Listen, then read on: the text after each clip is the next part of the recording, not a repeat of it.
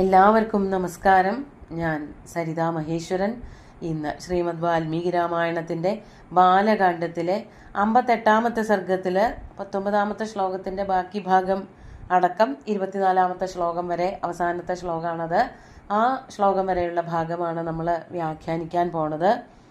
കഴിഞ്ഞ ദിവസം പറഞ്ഞത് ത്രിശങ്കു തൻ്റെ അവസ്ഥ എങ്ങനെയാണ്, താൻ ചണ്ടാളനായത്, തനിക്ക് എന്താണ് സംഭവിച്ചത് എന്നുള്ളത് വിശ്വാമിത്രനോട് തുറന്നു പറയുകയാണ്.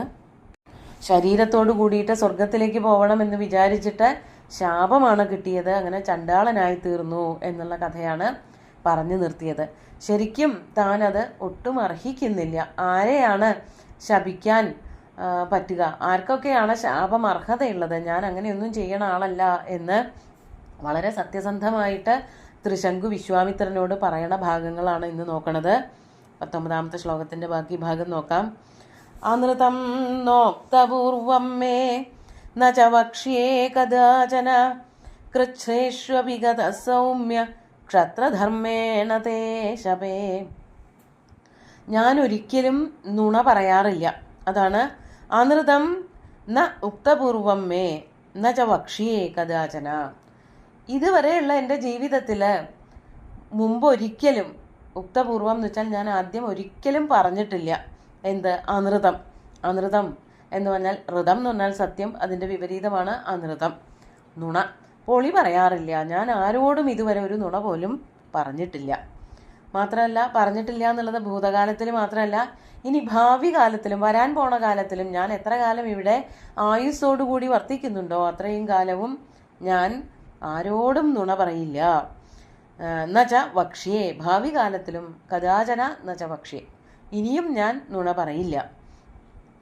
അതുകൊണ്ട് പറയാണ്, കൃച്ഛ്രേഷ്വപിഗത സൗമ്യ ക്ഷത്രധർമ്മേണ തേ ശപേ. ഞാൻ എൻ്റെ ക്ഷത്രിയ ധർമ്മമാണേ, ഞാൻ അതിനെ വെച്ചുകൊണ്ട് സത്യം ചെയ്യാണ്. ഒരിക്കലും ഞാൻ എത്ര ബുദ്ധിമുട്ടുകൾ അനുഭവിച്ചാലും, ഇപ്പോൾ അതിൻ്റെ കൃച്ഛ്രങ്ങളായിട്ടുള്ള ഏറ്റവും ദുരിതപൂർണമായിട്ടുള്ള ജീവിതമാണ് ഞാൻ അനുഭവിക്കുന്നത് എങ്കിൽ പോലും ഞാൻ ഒരിക്കലും നുണ പറയില്ല. ഏതൊരു കാലത്തും, മുൻപും പറയില്ല, ഇപ്പോഴും പറയില്ല, ഇനി വരാൻ പോണ കാലത്തും പറയില്ല. ഞാൻ എൻ്റെ ക്ഷത്രിയ ധർമ്മത്തിനെ വെച്ചുകൊണ്ട് ആണയിട്ട് പറയാണ്, ഒരിക്കലും ഞാൻ നുണ പറയാറില്ല, പറഞ്ഞിട്ടുമില്ല, ഇനി പറയുകയുമില്ല. എന്നിട്ടോ, യജ്ഞൈർ ബഹുവിധൈരിഷ്ടം പ്രജാധർമ്മേണ പാലിതാഃ ഗുരവശ്ച മഹാത്മാന ശീലവൃത്തേന തോഷിത. എനിക്ക് എന്തെങ്കിലും ദോഷങ്ങളൊക്കെ ഉണ്ടെങ്കിലല്ലേ എന്നെ ശപിച്ച് ചണ്ടാളനാക്കേണ്ട കാര്യമുള്ളൂ. അതിൽ ദോഷങ്ങളില്ല എന്നുള്ളത് സ്ഥാപിക്കാൻ വേണ്ടിയിട്ടാണ് ആദ്യമേ തന്നെ ഞാൻ ആരോടും കളവ് പറയാറില്ല എന്ന് പറഞ്ഞത്. അതിനുശേഷം പറയാണ്, ഞാൻ നല്ല നല്ല കർമ്മങ്ങൾ രാജ്യത്തിന് വേണ്ടിയിട്ടും പ്രജകൾക്ക് വേണ്ടിയിട്ടും ചെയ്തിട്ടുണ്ട്. അതാണ് യജ്ഞൈഹി ബഹുവിധൈഹി, ബഹുവിധങ്ങളായ പലതരത്തിലുള്ള അനവധി യജ്ഞങ്ങൾ ഞാൻ രാജ്യത്തിനു വേണ്ടിയിട്ടും പ്രജകൾക്ക് വേണ്ടിയിട്ടും ചെയ്തിട്ടുണ്ട്. മാത്രമല്ല, പ്രജകളെ മുഴുവനും ധർമ്മേണ പ്രജാഹ പാലിതാഹ, ധാർമ്മികമായിട്ട് മാത്രമേ എൻ്റെ പ്രവൃത്തികൾ ഉണ്ടായിട്ടുള്ളൂ. എൻ്റെ പ്രജകളെ മുഴുവനും ധർമ്മത്തോടു കൂടിയിട്ടാണ് ഞാൻ സംരക്ഷിച്ചിരിക്കുന്നത്. അതിലും ഒരു കളവും ഞാൻ നടത്തിയിട്ടില്ല. പ്രജകൾക്കൊക്കെ നല്ലത് വരണമെന്ന് വിചാരിച്ചിട്ട് അവരെ സത്യസന്ധമായിട്ട് പരിപാലിക്കുകയാണ് ചെയ്തത്. അതിനു വേണ്ടിയിട്ട് യാഗാദി കർമ്മങ്ങൾ ധാരാളം രാജ്യത്ത് അനുഷ്ഠിക്കുകയും ചെയ്തു. അതിലൊന്നും ഒരു മാറ്റവും ആർക്ക് വേണ്ടിയിട്ടും ഒരു പക്ഷഭേദമോ അല്ലെങ്കിൽ ഒരു നുണപറച്ചിലോ ഒന്നും ഉണ്ടായിട്ടില്ല. വളരെ ഭംഗിയായിട്ടാണ് ഞാൻ രാജ്യകാര്യങ്ങളും നോക്കിയിരിക്കുന്നത്, പ്രജകളെ പരിപാലിച്ചിരിക്കുന്നതും. മാത്രമല്ല, ഗുരവശ്ച മഹാത്മാന ശീലവൃത്തേന തോഷിതാ, എൻ്റെ ഉത്തമമായിട്ടുള്ള ശീലം കൊണ്ട്, എൻ്റെ ഏറ്റവും ഉദാത്തമായിട്ടുള്ള ജീവിത രീതി കൊണ്ട്, അതാണ് ശീലവൃത്തേന, ഏറ്റവും നല്ല രീതിയിൽ സത്യസന്ധമായിട്ട് ജീവിച്ച ഒരാളാണ് ഇതുവരെയും. ആ രീതി കണ്ടിട്ട് അത് മനസ്സിലാക്കിയിട്ട് മഹാത്മന ഗുരവ ച തോഷിതാഹ, മഹാത്മാക്കളായിട്ടുള്ള ഗുരുക്കന്മാർ, ഈ വസിഷ്ഠനെ പോലെയുള്ള, വാമദേവനെ പോലെയുള്ള ധാരാളം ഋഷിമാർ, ഗുരുക്കന്മാർ കൊട്ടാരത്തിലുണ്ടായിരുന്നു. അവർക്കെല്ലാവർക്കും എൻ്റെ പ്രവൃത്തിയിൽ തൃപ്തി തന്നെയായിരുന്നു. അവരെല്ലാവരും സന്തോഷിച്ചിട്ടുമുണ്ട്. അവരുടെ അനുഗ്രഹ വർഷങ്ങളൊക്കെ എനിക്ക് ധാരാളം കിട്ടിയിട്ടുമുണ്ട് കൊട്ടാരത്തിലായിരുന്ന കാലത്ത്. അപ്പോൾ ഞാൻ ഇതുവരെയും ഒരു തെറ്റും ചെയ്തിട്ടില്ല എന്നുള്ളതാണ് ത്രിശങ്കു ആണയിട്ട് പറയണത്. ഇനി ധർമ്മേ പ്രയതമാനസ്യ യജ്ഞം ചാഹർത്തുമിച്ഛത പരിതോഷം ന ഗച്ഛന്തി ഗുരവോ മുനിപുങ്കവ. അങ്ങനെ ഇത്രയും കാലമായിട്ട് ത്രിശങ്കു പറയാണ്, ധർമ്മേ പ്രയതമാനസ്യ, ഞാൻ ധർമ്മത്തിൽ മാത്രം അടിയുറച്ച് വിശ്വസിക്കുകയും ജീവിക്കുകയും പ്രജകളെ പരിപാലിക്കുകയും ചെയ്യുന്നവനാണ്. അങ്ങനെയൊക്കെയുള്ള ഈ ഞാൻ പറയുമ്പോൾ ഒരു യാഗം കൂടി ചെയ്തിട്ട് എന്നെ സ്വർഗത്തിലേക്ക് പറഞ്ഞയക്കണമെന്ന് ഗുരു ചിന്തിക്കുന്നില്ല. അതാണ് യജ്ഞം ച ആഹർത്തും ഇച്ഛതഃ. അങ്ങനെ ഒരു യാഗം ചെയ്യാൻ ആഗ്രഹിക്കുന്നവനായ എനിക്ക്, യജ്ഞം ആഹർത്തും ഇച്ഛതഃ മേ, ഞാൻ പലതരത്തിലുള്ള ധാർമ്മികമായിട്ടുള്ള പ്രവൃത്തികൾ ലോകത്തിന് വേണ്ടി മുഴുവനും ചെയ്തു കൊടുത്തിട്ട് ഇനിയൊരു യാഗം ചെയ്ത് എന്നെ സ്വർഗത്തിലേക്ക് പറഞ്ഞയക്കണമെന്ന് പറഞ്ഞിട്ട് ഗുരുക്കന്മാര്, അല്ലയോ മുനിപുങ്കവ വിശ്വാമിത്ര മഹർഷേ, ഗുരവഹ, ഗുരവഹ എന്നുള്ളത് ബഹുമാനത്തോടു കൂടി പറയണതാവാം, വസിഷ്ഠനെ മാത്രം ഉദ്ദേശിച്ച് പറയണതാവാം. ആ ഗുരുക്കന്മാര് അല്ലെങ്കിൽ ബഹുമാന്യനായിട്ടുള്ള എൻ്റെ വസിഷ്ഠ ഗുരു പരിതോഷം ന ഗച്ഛന്തി, അത് സന്തോഷത്തോടു കൂടി ഏറ്റെടുക്കുന്നില്ല. ഞാൻ ഇത്രയും കാര്യങ്ങളൊക്കെ ചെയ്തിട്ടും എനിക്കിങ്ങനെ ഒരു മോഹമുണ്ട്, ഒരു യാഗം ചെയ്തിട്ട് എന്നെ സ്വർഗത്തിലേക്ക് പറഞ്ഞയക്കണമെന്ന് പറയുമ്പോൾ ഗുരു അത് ചെവിക്കൊള്ളുന്നില്ല. ആ ദേഷ്യത്തിൽ എന്നെ ശപിക്കുകയും ചെയ്തു. അതാണ് ഇവിടെ സംഭവിച്ചത്. എന്നിട്ട് ദൈവമേവ പരം മന്യേ പൗരുഷം തു നിരർത്ഥകം ദൈവേനാക്രമ്യതേ സർവം ദൈവം ഹി പരമാഗതി. ഞാൻ ചിന്തിക്കുന്നത് ദൈവമേവ പരം മന്യേ, എൻ്റെ ഒരു മനസ്സിൽ ഞാൻ ഇത്ര മാത്രമേ ചിന്തിക്കുന്നുള്ളൂ, എല്ലാം ദൈവഹിതമാണ്, എല്ലാം വിധിയാണ് നിശ്ചയിക്കുന്നത്. വിധിയുണ്ടെങ്കിലേ എനിക്ക് ഇതൊക്കെ ചെയ്യാൻ പറ്റുള്ളൂ. അല്ലെങ്കിൽ സ്വർഗത്തിലേക്ക് പോകണമെന്നുണ്ടെങ്കിലും വിധി വേണം.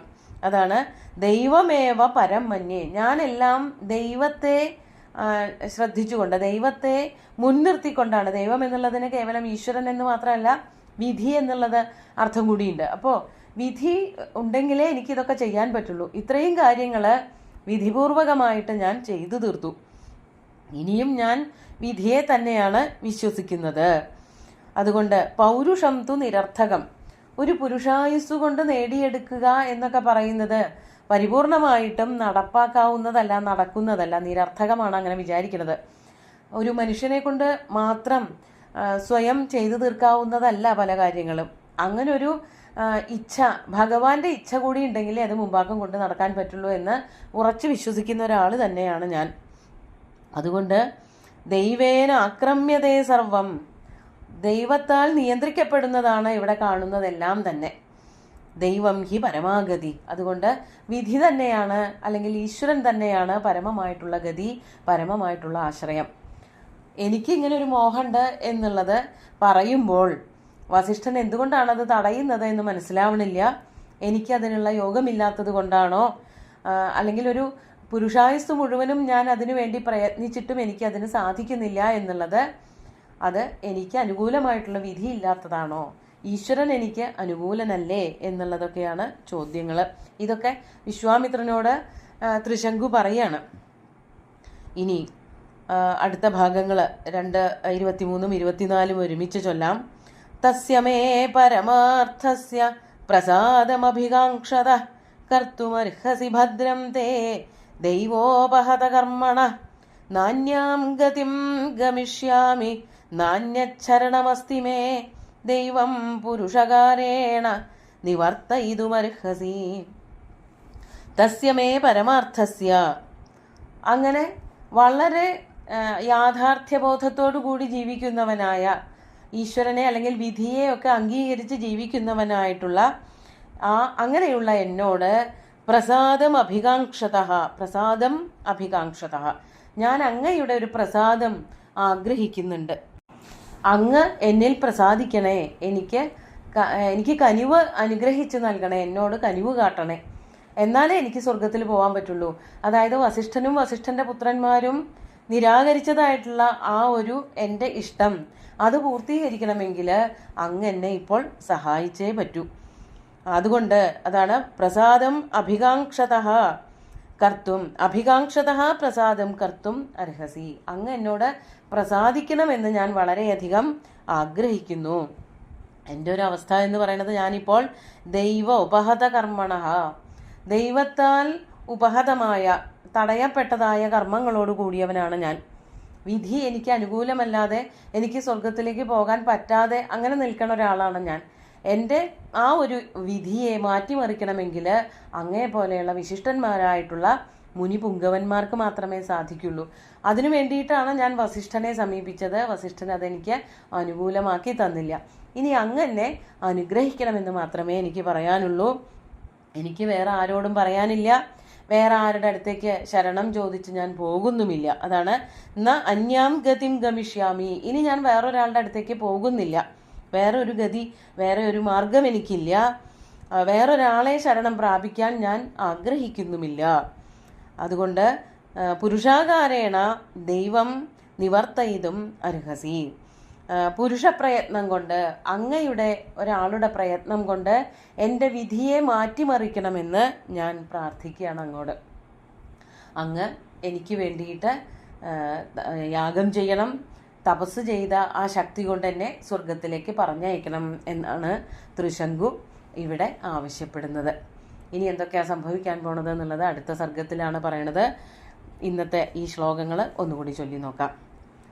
അനൃതം നോക്തപൂർവം മേ ന ച വക്ഷ്യേ കദാചന കൃച്ഛ്രേഷ്വപി ഗതഃ സൗമ്യ ക്ഷത്രധർമ്മേണ തേ ശപേ യജ്ഞൈർബഹുവിധൈരിഷ്ടം പ്രജാധർമ്മേണ പാലിതാ ഗുരവശ്ച മഹാത്മാനഃ ശീലവൃത്തേന തോഷിതാഃ ധർമ്മേ പ്രയതമാനസ്യ യജ്ഞം ചാഹർത്തുമിച്ഛത പരിതോഷം ന ഗച്ഛന്തി ഗുരവോ മുനിപുങ്കവ ദൈവമേവ പരം മന്യേ പൗരുഷം തു നിരർത്ഥകം ദൈവേനാക്രമ്യതേ സർവം ദൈവം ഹി പരമാഗതി തസ്യ മേ പരമാർത്ഥസ്യ പ്രസാദമഭികാംക്ഷത കർത്തുമർഹസി ഭദ്രം തേ ദൈവോപഹത കർമ്മണ നാന്യാം ഗതിം ഗമിഷ്യാമി നാന്യച്ഛരണമസ്തി മേ ദൈവം പുരുഷകാരേണ നിവർത്തയിതുമർഹസി.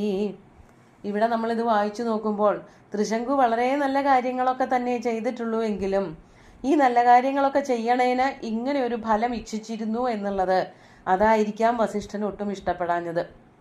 അതായത് എല്ലാ നല്ല കാര്യങ്ങളും ഞാൻ ചെയ്തതൊക്കെ അത് ത്രിശങ്കു പറയാണ് ഈ സ്വർഗത്തിലേക്ക് പോകാൻ വേണ്ടിയിട്ടാണ്, ശരീരത്തോട് കൂടിയിട്ട് സ്വർഗത്തിലെത്തണം എന്നുള്ള മോഹം കൊണ്ടാണ് എന്ന് പറഞ്ഞപ്പോഴാവണം വസിഷ്ഠൻ അത് ഒട്ടും ഇഷ്ടപ്പെടാഞ്ഞത്. ഈ എല്ലാവരെ കൊണ്ടും നല്ലത് പറയിച്ചത് ഇത് ഇങ്ങനൊരു ലക്ഷ്യത്തിന് വേണ്ടിയിട്ടായിരുന്നു എന്ന് പറയുമ്പോൾ അതിലൊരു ചെറിയൊരു കുറവ് നമുക്ക് എല്ലാവർക്കും അനുഭവപ്പെടും. അത് തീർക്കാൻ, അതായത് സത്കർമ്മങ്ങൾ കുറേ അധികം ചെയ്തിട്ടുണ്ട്, അതിനെ അനുകൂലിച്ചുകൊണ്ട് തന്നെ കൊണ്ടാവാൻ അല്ലെങ്കിൽ ചെയ്യാൻ പറ്റുന്നത് ചെയ്തു കൊടുക്കാമെന്ന് തന്നെയാണ് വിശ്വാമിത്രൻ വിചാരിക്കുന്നത്. ആ ഭാഗങ്ങളൊക്കെ അടുത്ത ദിവസം നോക്കാം. സുന്ദരമായിട്ടുള്ള കഥാഭാഗങ്ങൾ ശ്രീരാമചന്ദ്രൻ്റെ കാൽക്കൽ അർപ്പിച്ചുകൊണ്ട് ഗുരുവായൂരപ്പനെ സാഷ്ടാംഗം നമസ്കരിച്ചുകൊണ്ട് എല്ലാവർക്കും ശുഭദിനം നേർന്നു നിർത്തട്ടെ. നന്ദി.